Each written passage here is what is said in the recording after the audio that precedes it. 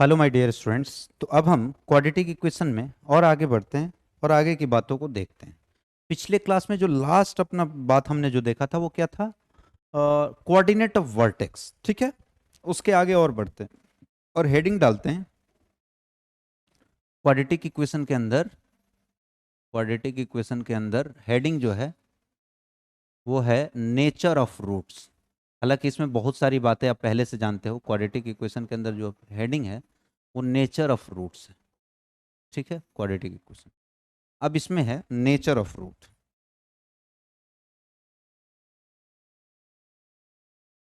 Nature of roots, root कैसा है, उसका नेचर क्या है, बदमाश है कि सीधा है, क्या है। आओ जरा देखें। देखो, दो बातें होंगी इसमें।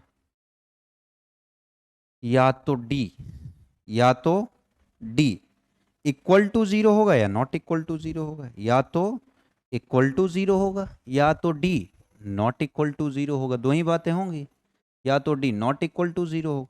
अच्छा, यही होगा। अच्छा, जब इक्वल टू जीरो होगा तो इसका सब क्लासिफिकेशन करने की जरूरत नहीं है, जानते हो आप। जब डी इक्वल टू जीरो होता है तो क्या होता है? Roots are real and equal. बता चुका हूं मैं, रूट्स आर, कई बार देख चुके हैं, roots are real and equal. किसी क्वाड्रेटिक इक्वेशन का अगर डी जीरो के इक्वल है, मान लो क्वाड्रेटिक इक्वेशन क्या है, ऐसा है, a x square plus B x plus c, ऐसा है, इज इक्वल्स टू जीरो। अगर इसका क्या है, डी जीरो के इक्वल है, मतलब कि उसका रूट्स तो रियल और इक्वल होगा भैया। ठीक है, कलर चेंज करते हैं, सेम इसमें कलर हो। और D not equal to zero होगा तो क्या होगा? दो बातें होंगी, या तो डी जीरो से बड़ा होगा या डी जीरो से, या डी जीरो से छोटा होगा। डी जीरो से छोटा होगा। अब एक एक करके, चूंकि यहाँ जगह नहीं है इसलिए मैं नेक्स्ट स्लाइड में जा रहा हूं। तो आप यहीं लिख लेना नीचे। अब जो इसके नीचे लिखूंगा वो ही इसके नीचे लिखना, इसके नीचे, और जो इसके नीचे लिखूंगा इसके नीचे लिखना। ठीक। तो दो बातें होंगी। तो डी ग्रेटर देन जीरो होगा तो क्या होगा? डी ग्रेटर देन जीरो होगा तो क्या होगा? Roots are, roots are real, real, roots are real and distinct, या अनइक्वल लिख लो। डिस्टिंक्ट बोलो या अनइक्वल बोलो, डिस्टिंक्ट। ठीक है। और अगर डी लेस देन जीरो आता है तो रूट्स क्या आएगा? इमेजनरी। Roots are imaginary. ये बात आप पहले से जानते हो, इसमें कोई नई बात मैंने नहीं बताई अभी तक, कोई भी बात मैंने नई नहीं बताई है आपको। ठीक है। अब देखो, डी जीरो से बड़ा होगा तो दो बातें होंगी। देखो, डी ग्रेटर देन जीरो है, और उसके साथ साथ डी ग्रेटर देन जीरो है तो है ही है, उसके साथ साथ देखो, क्वाड्रेटिक इक्वेशन हमने क्या लिया है? क्वाड्रेटिक इक्वेशन हमने क्या लिया है? A x square plus B x plus c, a x square plus B x plus c, इस क्वाड्रेटिक इक्वेशन के लिए बात हो रहा है। तो अगर ए बी सी ये तीनों रैशनल नंबर, क्यू मतलब रैशनल नंबर, क्यू मतलब, मैं बोल रहा हूं लिख लेना तुम, क्यू मतलब rational number, A B C तीनों रैशनल नंबर को बिलोंग करे, और डी जो है, डी क्या है? परफेक्ट स्क्वायर है। क्या है? Perfect square. परफेक्ट स्क्वायर का मतलब समझ रहे हो? डी परफेक्ट स्क्वायर आना चाहिए, लिख लेना परफेक्ट स्क्वायर। इसका मतलब अगर ऐसा होता है तो रूट्स क्या आएंगे? Roots are rational, roots are rational. ध्यान से समझना मैं क्या बोल रहा हूं।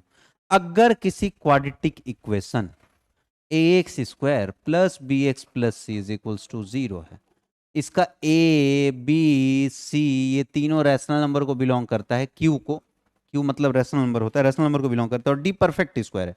परफेक्ट स्क्वायर का मतलब जरा समझो। परफेक्ट स्क्वायर मतलब अगर कोई नंबर है उसका रूट, जैसे 4 है एक परफेक्ट स्क्वायर, इसका रूट 2 आ रहा है।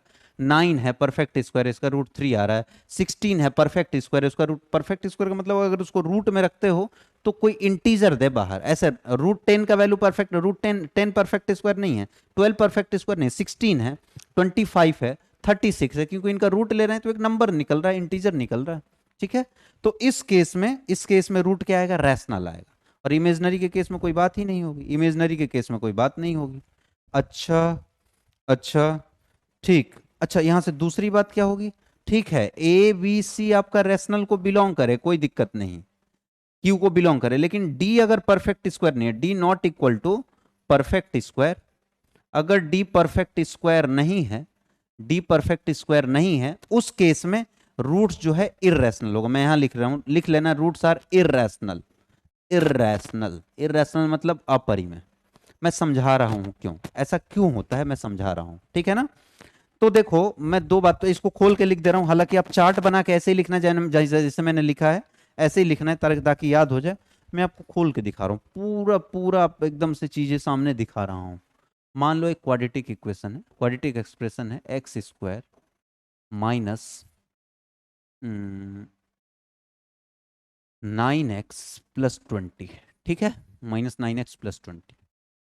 ए क्या है, अरे क्वाड्रेटिक एक्सप्रेशन का फोटो कैसा दिखता है, ax² + bx + c, ठीक है, ये है। ए की जगह क्या है, 1 है, रैशनल नंबर है। बी की जगह क्या है, -9 है, ये भी रैशनल नंबर है। सी की जगह 20 है, ये भी रैशनल नंबर है। अब क्या होगा, जरा ध्यान से समझना, बिल्कुल तसल्ली से समझो, बिल्कुल तसल्ली से, ठीक है। अब, और डी क्या आ रहा है इसका, डी डी क्या आ रहा है, b², मतलब -9 का स्क्वायर -4 इंटू ए की वैल्यू 1 और सी की वैल्यू 20 है। तो यहां से क्या आ गया, यहां से क्या आ गया, 81 -80, ये 1 आ गया क्या। और अंडर रूट अगर 1 लो तो 1, एक ये परफेक्ट स्क्वायर है 1, अरे 1 परफेक्ट स्क्वायर है। तो मैंने क्या बताया कि अगर ए बी सी तीनों रैशनल को बिलोंग करे और डी परफेक्ट स्क्वायर है, 1 हो, 4 हो, 9 हो, 16 हो, 25 हो, इस तरह का कोई नंबर आ जाए तो वो क्या होगा, रूट रैशनल आएंगे। अब रूट निकालते हैं, रूट निकालने के लिए क्या करते हैं, इसको जीरो के इक्वल करो, x² -9x + 20 is equals to zero, +20 is equals to zero. या इसको, इसका फैक्टर क्या होगा, x-5 into x-4 is equals to zero. X की वैल्यू क्या आ गया, 4 आ गया और 5 आ गया। एक्स की वैल्यू क्या आ गया, 4 आ गया और 5 आ गया। तो रूट रैशनल होगा कब, जब डी परफेक्ट स्क्वायर आएगा तब। अब जरा ध्यान समझो क्यों, ऐसा क्यों होता है, ऐसा क्यों होता है। मैं एक एक चीज का एक्सप्लेनेशन दे रहा हूं आपको। ax² + bx + c है। अब मान लो कि a इज इक्वल्स टू 0 है। अब x की वैल्यू क्या होता है, कुछ नहीं समझ आता है तो श्रीधराचार्य लगाते हैं, -b + -√b² -4ac / 2a। A B C को मैंने पहले ही बोल दिया रैशनल होना चाहिए, नहीं तो गड़बड़ हो जाएगा। मान लो बी ही √3 होता तो चाहे कुछ भी हो जाए डी। ये b² -4ac क्या होता है बेटे, डी होता है क्या। अगर डी परफेक्ट स्क्वायर नहीं आता, इसके अंदर ऐसा कोई नंबर नहीं आए b² -4ac की जगह जिसका परफेक्ट, जैसे 9 नहीं आए, 16 नहीं आए, कुछ और आ जाए, जैसे मान लो कि √12 आ जाए। मान लो b² -4ac का वैल्यू 12 आ गया, √12 का वैल्यू क्या, ज्यादा से ज्यादा आप क्या लिख सकते हो, 2√3 लिख सकते हो। तो अभी भी ये नंबर रूट के अंदर फंसा हुआ है, और जब तक नंबर रूट के अंदर फंसा होता है तब तक क्या होता है, इर्रेशनल होता है क्या। तो जब तक ये रूट गायब ना हो जाए, और रूट गायब कब होगा, जब डी एक परफेक्ट स्क्वायर हो, ऐसा नंबर आए जिसको, जो रूट को गायब कर दे। जैसे 4 हो गया, √4 का वैल्यू 2 होता है, 9 हो गया, √9 का वैल्यू 3 होता है, तो रूट ही गायब हो जाएगा। रूट गायब हो जाएगा तो अपने आप ये रूट रैशनल हो जाएगा। रूट का नामो निशान नहीं रहेगा तो रूट रैशनल ही तो होगा। अरे बात समझ आ रहा है कि नहीं आ रहा है। इसीलिए अगर आपको किसी क्वाड्रेटिक इक्वेशन का, मैं बार बार प्रेशराइज करके बोल रहा हूं, अगर किसी क्वाड्रेटिक इक्वेशन का रूट रैशनल है चाहिए, तो आपको डी को परफेक्ट स्क्वायर बनाना पड़ेगा। उसके साथ साथ डी परफेक्ट स्क्वायर तो बनेगा ही बनेगा, उसके साथ साथ क्या होगा कि ए बी सी जो कोफिशियंट है, x² x और कांस्टेंट टर्म, वो भी क्या होगा, रैशनल नंबर होना चाहिए। वो भी क्या होना चाहिए, रैशनल नंबर होना चाहिए। क्लियर है। चलो आगे बढ़ते हैं, आगे बढ़ते हैं भैया। ये बात है। अब कुछ नोट पॉइंट है जिसको हमें देखना है, नोट पॉइंट, कुछ नोट पॉइंट को हमें देखना है, ठीक है। क्या है नोट पॉइंट, जरा समझो। Note point 1, first note point, first note point, if quadratic equation, if if quadratic equation, एक एक नोट पॉइंट बड़ा इंपॉर्टेंट है बेटा ये। If quadratic equation ax² + bx + c is equals to 0 है। Quadratic equation this holds, holds मतलब रखता है, या होल्ड्स छोड़ो, quadratic equation this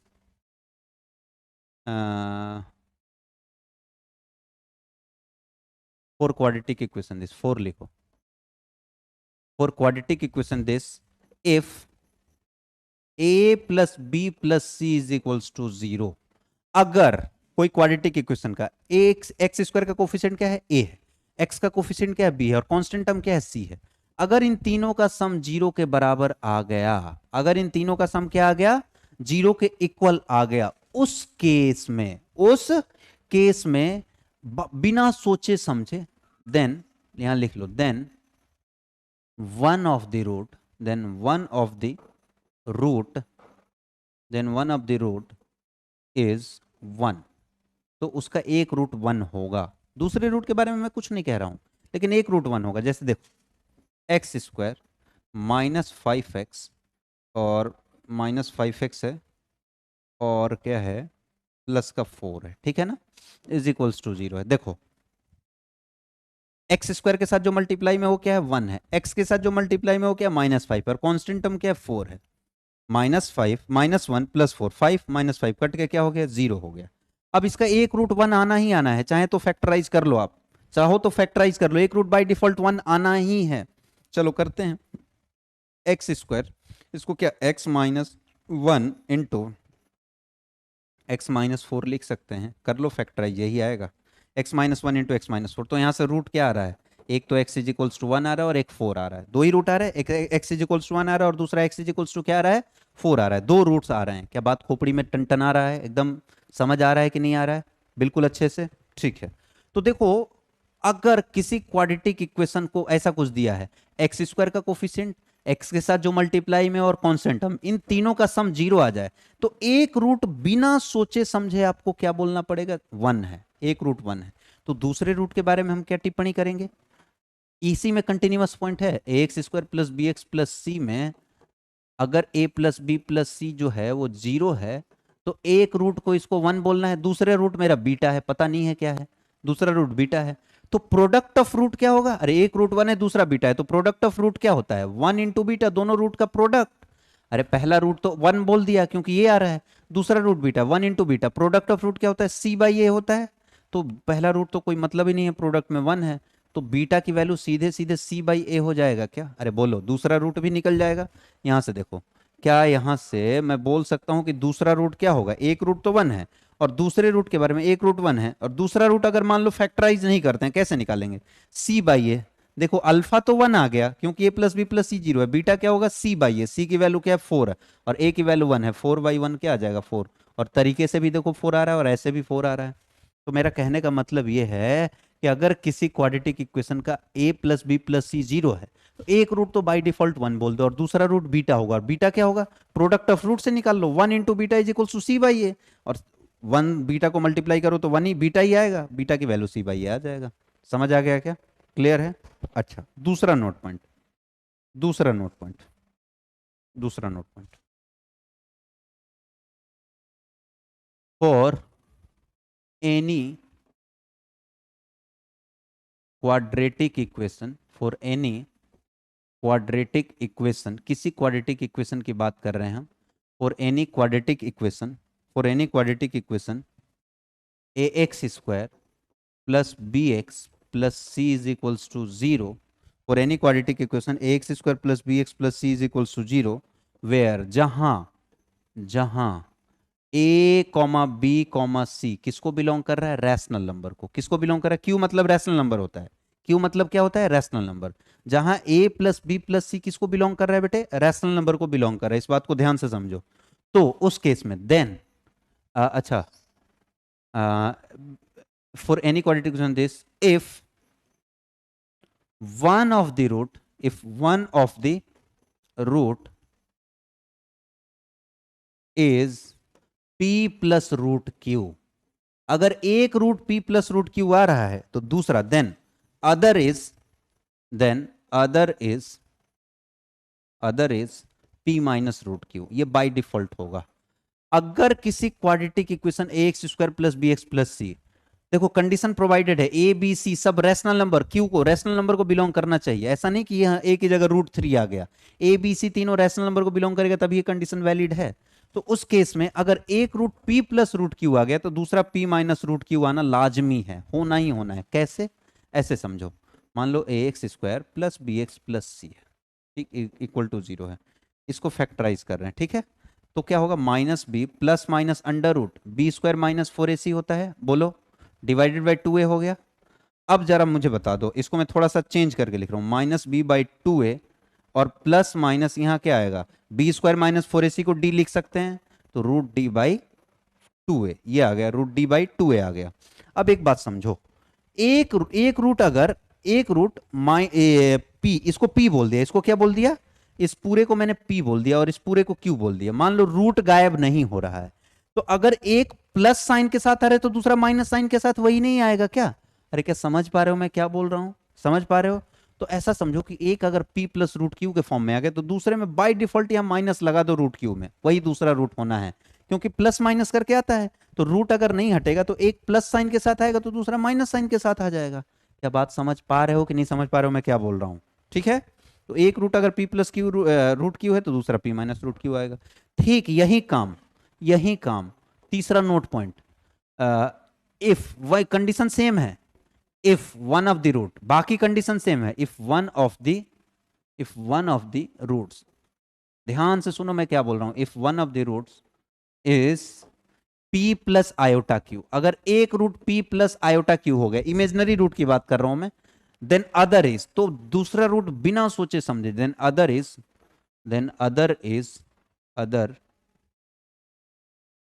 is p minus iota Q, p minus iota Q. देखो, अगर किसी क्वाड्रेटिक इक्वेशन का एक root p plus iota Q के फॉर्म में आ रहा है तो दूसरा p माइनस आयोटा क्यू के फॉर्म में आएगा। एग्जाम्पल देखोगे क्या, X square plus X plus one है इज इक्वल्स टू 0, ठीक है, इसका फैक्टराइजेशन करो, x is equals to minus B होता है, b की जगह क्या 1, तो minus one plus minus under root B square minus 4ac, B square minus 4ac मतलब 1 का स्क्वायर माइनस 4 इंटू वन ये आ गया, डिवाइडेड बाई 2 इंटू वन, तो यहाँ क्या आ गया, x is equals to minus one plus minus minus root three आ रहा है, माइनस रूट थ्री को रूट थ्री इंटू आयोटा लिख सकते हैं क्या, सोचो, यहां सिंप्लीफाई करने पर माइनस रूट थ्री आ रहा है, माइनस रूट थ्री को root three into root minus one की जगह आयोटा लिख दिया, आयोटा में पहले बता चुका हूं, तो डिवाइडेड बाई क्या आ गया, 2 आ गया।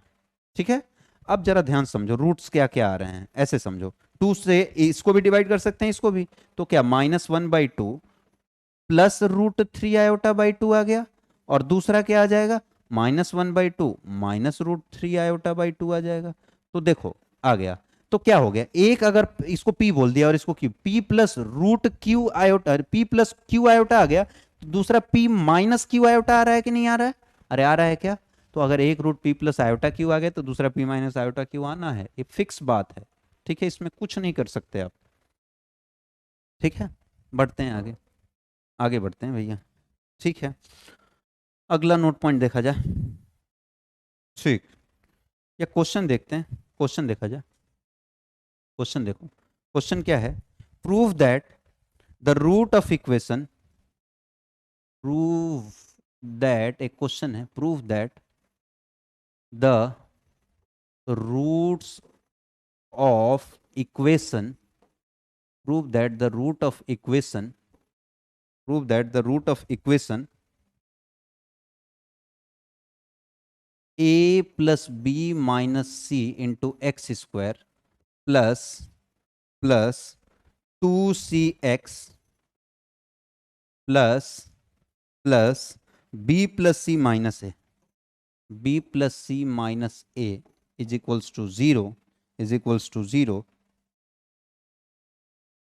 Is equals to zero, prove that the roots of equation this are imaginary, are imaginary, prove that the root of equation this are imaginary, are imaginary, ठीक है, imaginary, ये प्रूफ करना है। ठीक है भैया, करेंगे, जो बोलोगे वही करेंगे, तो आप सरताज हो, क्वेश्चन दिए हो तो करना ही पड़ेगा। तो इमेजनरी रूट के लिए डी निकालना होता है, और डी क्या होता है, बी स्क्वायर माइनस 4ac, अरे डी क्या होता है, B square minus 4ac, B क्या है 2c है क्या, अरे a x square plus B x plus c है, बी क्या है 2c, तो 2c का स्क्वायर माइनस 4 इंटू ए की जगह क्या है, ए plus B minus C into into यहाँ क्या आ जाएगा, यहाँ क्या आ जाएगा, B plus C minus A, B plus C minus ए, ठीक है, बी प्लस सी माइनस ए आ गया। अच्छा, ये क्वेश्चन इनकम्प्लीट लग रहा है हमको, ये क्वेश्चन जो है वो इनकम्प्लीट लग रहा है, पूरा कंप्लीट नहीं लग रहा है। रूट्स आर इमेजिनरी, जैसा कि मैं क्वेश्चन निकाल पा रहा हूँ, ये इनकम्प्लीट लग रहा है हमको थोड़ा सा, ठीक है ना, इनकम्प्लीट है, कुछ और पैरामीटर दिया होगा।